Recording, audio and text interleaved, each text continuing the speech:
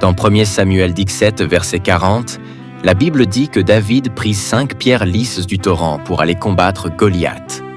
Ces pierres n'étaient pas seulement des pierres, elles portaient aussi une signification spirituelle. Voyons ce qu'elles symbolisent et comment nous pouvons y discerner une illustration de Jésus. Par la foi, David ne comptait pas sur sa force ni sur des armes, mais sur Dieu. Dieu est la source de la victoire. Jésus est l'auteur et le consommateur de la foi. Hébreux 12, verset 2.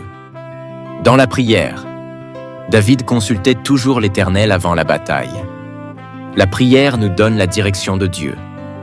Jésus priait sans cesse son Père, et il a enseigné à ses disciples de prier sans se relâcher. Luc 18, verset 1. Avec la fidélité, David fut fidèle dans les petites choses, garder les brebis, avant que Dieu ne lui confie de grandes responsabilités. La fidélité dans les petites choses prépare à de grandes victoires. Jésus fut fidèle jusqu'à la mort, et Dieu lui a donné le nom au-dessus de tout nom. Philippiens 2, versets 8 à 9. La parole de Dieu.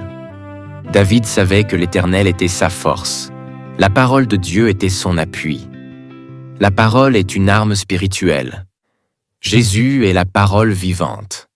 Jean 1er, versets 1 à 14. Il a vaincu Satan dans le désert par la parole. Matthieu 4, verset 4. La grâce. La victoire de David ne venait pas de ses capacités, mais de la grâce de Dieu. Ce n'est pas par nos forces, mais par la faveur divine. Jésus est plein de grâce et de vérité. Jean 1er, versets 16 à 17. Goliath symbolise le péché, Satan et les grands obstacles de la vie. David représente une préfiguration de Jésus, un jeune humble envoyé par Dieu pour délivrer son peuple.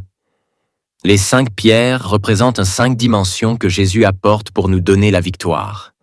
La foi en lui, la prière en son nom, sa fidélité, sa parole et sa grâce.